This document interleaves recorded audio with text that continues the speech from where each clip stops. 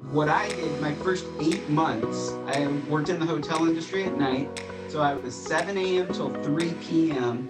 commercial real estate, 4 p.m. till 11 p.m. I worked in the hotel industry. It was an absolute grind, but it was totally worth it. And I truly feel, I don't know if this was the timing in the industry or just the timing of life, but once I made that decision to go full time commercial real estate, that's when it really started to go. All right. So today I'm excited to welcome Eddie Gonzalez to the Performance Mindset Podcast.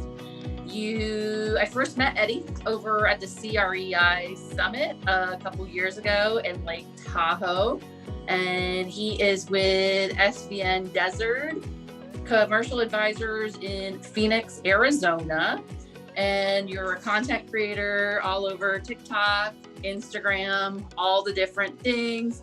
And you've been now a commercial real estate expert for a number of years. And so just welcome to the show, and we'll dive into all the more granular detail as we go. I love it. Thanks for having me. Thanks for joining me in the tub. Yeah, so let's start out with, why are we in the tub? Tell us about your tub talks. I think you're on number 70 something now. I am on number 72 now, and that would be this because we'll definitely utilize this for something. I started doing tub talks a long time ago. I've been in commercial real estate for about 7 years. And one of the first people that I connected with on Instagram, his name is Blake Haggett. Okay. And we were just talking back and forth. And one night I'm like, hey, I got to go. And he's like, what do you mean? And I'm like, I'm going to go jump in the tub. And he's like, you take a bath? You're a grown man. He said, men don't take baths. And I'm like, no, I take a bath every night. It calms me down and helps me go to bed. And he said, I dare you to post from the bathtub. So that is how Tub Talk was born and turned into a thing. And basically what it is me talking about business and commercial real estate from the bathtub. Well, and that's what I talk about on the Performance Mindset Podcast, is commercial real estate and business and leadership. So then I'm getting ready for today and I'm like, wait a second, let's do a mashup and blend the two together. So I thought that, why do it at our desks? Let's take a afternoon break. I love it. I love it. You still do a bath tonight, or does this count as your bath? No, there's definitely a bath that will happen tonight. So 2 today, doubling up. Double it up. So what do you think separates you from others in the commercial real estate industry? I don't mind being silly. Yeah. I love utilizing social media. So I remember when I first started using social media, I went to my business partner who's now in the business for 24 years. And I said, hey, this is something that I'd like to try. I was 1 year into the business. And he said, that sounds your speed. I don't think I'll do it, but if you want to do it, run with it. And it's funny because his innovative move back in the day was him and one other lady in our market started posting on Craigslist. And that was like a big deal back in the day. When he started, he was still using a fax machine. That kind of puts you in his mind frame. But he was fully encouraged about it. His name's Rami Majahed. He's still my business partner and mentor. And he's like, run with it, do it. He's like, 2 things are going to happen. Either you're going to be proven a genius or you're going to be proven crazy. Either way, what's the worst thing that happens? So that's the way I kind of live my life is, hey, what's the worst thing that's going to happen? And if somebody thinks I'm crazy, so be it. Or they could think both, that you're a crazy genius. There was a little bit of that as well. What do you enjoy most about what you do? I know you have a lot of social media creation, but let's talk about, commercial real estate and, what you're doing day in and day out. Yeah, absolutely. So I do a mix of both office leasing and retail leasing. That's how I started, was truly as a leasing agent. And now I'm doing sales as well. So I love, my house is in Central Phoenix. The office is right down the street. I love this area right around me. So I'm truly focused on Central Phoenix, but we as a team, there's 4 of us, work all over Arizona. So we'll do a little bit of everything. We call ourselves retail brokers, but we really work on a lot of land. We work on office deals. I've done a few industrial deals. So I'm kind of the Phoenix guy out of our team. And that's my day to day is I love door knocking. I love being in front of people. So that's kind of my MO. Awesome. And then for those of us who aren't in Phoenix, like you talked a little bit about Central Phoenix, like how is it set up? Because Orlando, a lot of people just think Disney, but if I was to tell somebody about Disney, it would be so much greater than that. Yeah. So what I really like about the area that I work is there's a huge amount of diversity, and I can go right down the street to the Esplanade or the Biltmore and have $100 rent, or I can go 1 mile down the street at 24th Street and Indian School and have $15 a square foot rent. So I get to work with the startups that I send that way, but we've still got the same demographics and it's pulling from the same area. So that's what I like about my little pocket. Wow. Yeah. That quite a disparity in different, and you're able to service everyone from a startup to someone who's already established. Yeah. Uh, I think, what's that? go ahead. I was going to say, I just think the rare thing about that is being able to pull. I used to use Indian School Road as kind of that barometer as well. Down the street, there was stuff for $8 a square foot when I first started. And as you went down, it approached $50 a square foot. So you've got everything mixed in between. That's been gentrified. So those rents don't really apply anymore. But down the street at the Biltmore, that's one of those malls that's very iconic from Phoenix and has been there since the 50s. So that's not going to go anywhere soon. But it's I, cool being able to work close to home, close to the office. And honestly, one of my goals getting into this was improving my neighborhood. And it's proven pretty cool. do you have any particular businesses that like maybe were like a success story that maybe were one of your first clients and now have multiple locations in the area, or whatever you would deem pretty cool? So one of the groups that I'm working out right now is Knockout Fitness, and we've currently got 9 locations in the Valley, and I'm working on another 10 of them. We've got 3 in the works. So that's a Valley local company that I like working on. We're actually selling a building for a company called the Potato Barn right now. It's a 18,299 square foot building, and they are in the process of building a 100,000 square foot building, furniture company. So they've already got this, that will be location number 3. So there's one in Scottsdale, one in Mesa. The Mesa is also 100,000 square foot. So I always like talking about those guys because I really like their products and service. So it's called the Potato Barn? Potato Barn, yeah. They literally started the business in the driveway, which then turned into containers, which then turned into an old potato barn that had holes in the ceiling. So that's how they got the name. Okay. Yeah. I was like, Yeah, it's I awesome. find out how they had the name. And like, they're still paying homage to their roots, even though now they're getting pretty big. So That's what I also like about the way that they've done their buildings is they have this rustic feel, even though it's a brand new building. The Mesa building, he went Mhm. out, and I'm trying to remember exactly what the process is because it was an exterior metal. And I think he sprayed vinegar on it to make it look rusty, but it's cool. So they're brand new buildings, but they're made to look old. That is always interesting to see how they do that. So Yes. vinegar might be one tool, and I'm sure there's lots of other ways to do it. So wow. So you probably now, since you've been in the biz for a while, had the opportunity to see other people get into it. Do you have any particular advice for new agents looking to start out? Yeah, absolutely. It's kind of twofold. The first thing that I think is very frustrating, and I've seen way too many people come and go, when I got into the business, I was told it takes 3 years to actually start making money. And what my business partner told me is consider this your law degree. You're literally going to learn everything about commercial real estate in your first 3 years. If you Mm. make a little money, consider it a blessing, but you're not paying $200,000 for an education if you're going to get your law degree.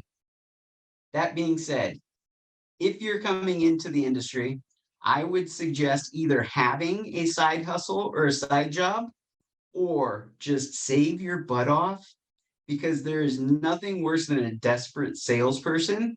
And if you need that sale to make the car payment, to make the student loans, you come off different.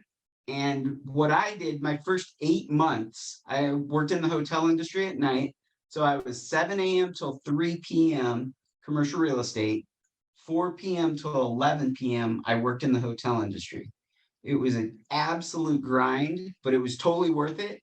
And I truly feel, I don't know if this was the timing in the industry or just the timing of life, but once I made that decision to go full-time commercial real estate, that's when it really started to go. It could have been a little bit of both. And I think that it was. thing about it, thinking about it as a law degree, I usually tell people you're really not going to, start, seeing money start to come in closer to like a year. But then, yeah, like you say, you're not going to really like make money for 3 years. And so if you consider it more of this investment and view it that way, I think that it can really change your mindset, which mindset again is all what this podcast is about, and having that resilient mindset. We have to in commercial real estate because I mean, it is an absolute roller coaster. I think that's the easiest way to put it. Yes, yes, it is. What do you think? So you worked with a lot of business owners, and so I'm going to ask you the same thing for a business owner. What would be some advice that you'd give to business owners? Preparation and time, especially. So I've been doing a lot of lease renewal type stuff, and people come down to the wire and they're like, oh, I've got 3 weeks until I have to renew my lease. Yes. Most of them don't even know that in the lease, it's required for them to tell the landlord 6 months out that they're either staying or going. Right. So my biggest suggestion is about a year out. And that feels like a lot of time, but it's truly not in what I call commercial real estate time. Start looking at the lease, seeing what communications are required of you. If it's going to be a relocation type situation, start the process about a year out. Yeah, I would agree with that. And people ask me, when should you look at a lease? I don't think if someone is in your market and they have no idea where they are in their lease, I think that you'd be happy to take a look at their lease at any time. Oh, And absolutely. Yeah, like, it's one of those documents that should be kind of a living document that you visit every once in a while. I have tenants call me pretty regularly, like, well, what happens if this, or what happens if that? Everything's in that lease. That's why they're 50 to 100 pages. that's for sure. See, you have this Tub Talk that you started like about a year ago. And So this has been going, yeah, it's been going a little bit longer than that. oh, longer. Okay. How Yeah. do you generate, you talked to me about how you generated that idea. How do you generate the other ideas that you put out there? Because I know you're very active on Instagram and TikTok. Do you have like a project management system to keep track of it, or is it more like free form on your phone, or how do you keep track of it? Kyle and Sarah, our good friend, calls me an on-the-fly content producer. So Okay. literally, if I see something that's interesting, I'm going to either capture the video right then and there and make the post right then and there. And I don't spend a ton of time on my posts. I would say these Tub Talks are probably the most produced, and I turn them around in about 15 minutes by the time I add floating bubbles and all that. But I really like to just get it done, get it out. And I am thinking about something right now that we talked about when we were in New Orleans that I'm going to also say. If you are a broker and you're talking on camera, you never want to talk about an active deal. So anything that's happening, whether it be lease or sale, I've been burned. Save that on your device and post it down the road as if. That's my big disclaimer, because you never know who's watching your stuff, and deals fall out because other people watch them, unfortunately. I've seen other brokers in my market post about, oh, I just did a pitch for this retail tenant, and they like have the name of the retail. No, no, no, no, no, no, no. Our industry is way too competitive for that. And I mean, it is everybody for its own at the end of the day. We may be friends, but you know, if you know someone's in the market and then you know someone through know someone, you know, all's fair. Yes, And indeed.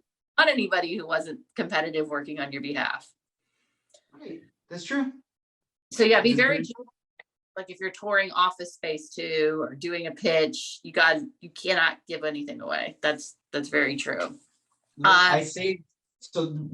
With regards to saving them and filing on my iPhone, I'll make different little buckets. So I'll just take those and push them over into different buckets. And I literally, it's fibbing a little bit, but I am acting as if that's what I'm doing today. So if you see me touring a space today, either my client passed on it a while ago, or it's a deal that's already been done. Very smart, very smart. But yeah, you're right. Just to save like a folder in your iPhone would be the easiest way to keep track of that. You talked about your business partner. Do you have anyone else that you consider a mentor? I have a lot of online mentors. So I really love a gentleman named Ed Milet. I listen to his podcast every Tuesday. Just a business type gentleman that was in financial services that did really well, kind of a Christian based type guy. I just love his content. I love the people that he brings on. I love his message. So I've got a few different guys like that. I have two offices. So I work in the SVN office, which is like a lot of people and super collaborative, which I love. And then we also have an office on the other side of town, which is closer to the new development stuff. And that's with our developer. So I love that I have the ideas of bouncing everybody off SVN. And then I also have the developer mindset with the attorneys and all those guys in-house at the other office. So I'm very lucky to have that mix. Outside of taking baths, and we talked about working out at CREI, what other things are you into? Honestly, it's funny because I was talking to somebody about this. I was talking to an introvert the other day, which is completely the opposite of what I am. And I was trying to wrap my head around, I don't spend any time at home other than when I'm hanging out with my dog, because it's so quiet here. And like, it's so uncomfortable for me to be quiet. So I spend a ton of time at my gym, and my clients call it the bougie gym. There's a newer Lifetime Fitness that's right down the street from my house, and I love spending time there. And I remember one of your questions that you sent over was, how do you de-stress? Oh, yes. I love jumping in the sauna and then going into the cold plunge and spending time there at the club. And what's turned into a really cool relationship building tool as well, because it's in a nicer area of town and there's a lot of building owners that go to the gym. I'll say it, Robert Kiyosaki works out there as well. And I haven't had the opportunity to talk to him, but those are the type of guys that are hanging out there. So this is another suggestion to building owners. And when I first started at SVN, there was an older gentleman that said, "Where do geese hang out?" And I said, "I have no clue. Do you know this?" No, I've He's never. Like, he said, with other geese. So go hang out at country clubs. That's where building owners are going to be. And I will never forget that. Where do geese hang out? With other geese. Like, okay. So he's like, so go join those type of clubs. Go be parts of those organizations. And that's what Lifetime Fitness has turned into for me. and I probably shouldn't say this on my podcast, but you should mix up the time of days you go here, because there's different groups at different times. Because if you only go time all the time, you're only going to meet the same people. You want to hear something really funny about the gym relationships? Is Okay. the people that come up to me, and I don't know if this is a proximity thing, but I try to focus on Central Phoenix, and at least once a week, somebody comes up and be like, "Oh, you're the Tub Talk guy," or "Oh, I see you on TikTok." So that really motivates me to keep going on social platforms. And that's true. Those have turned into real deals. Wow. Yeah. That's awesome. Like, great tip. What do you, You seem to do a good job at balancing work and life. Have you ever had any challenges with that, or do you have any recommendations in that realm? I think the first 8 months, I did not have a work-life balance at all. I then started doing something, but I wasn't as active as a broker, but it helped my mental health. Is I would leave my computer at work, because if I took the computer home, and we talked about this, my office is very close to my house, I would be on the computer till 10 or 11 p.m. When I left it at work, it was done. It just is what it is, and I could handle it in the morning. So if you're struggling with the work-life balance thing, I know you can use your phone, but it was just kind of one of those trigger type things, like, that's work, this is home. The whole shutdown thing definitely changed that. But what I literally did is, when my office door was open, we're doing office hours. When I shut it, it's done. So it's just those little triggers. I think that you have to have boundaries, because if you don't have boundaries, and even with, I remember back in the mid 2000s, I was given by my mother-in-law a book by Emily Post, and they used to say, only call people between like 9 and 9. And I think it's become more like, I think I accidentally texted you at like 7 something your time this morning. So I think it's kind of, but I mean, definitely if it's like 1, 2 o'clock in the morning, you shouldn't be like texting people, and there's got to be like some type of boundaries. I mean, unless we're at the CREI conference in New Orleans and you lost somebody in the middle of the quarter. Oh, that's awesome. I'm with you. Boundaries are important. Well, you talked about looking at my questions ahead of time. Was there anything else you wanted to talk about or share? Yes.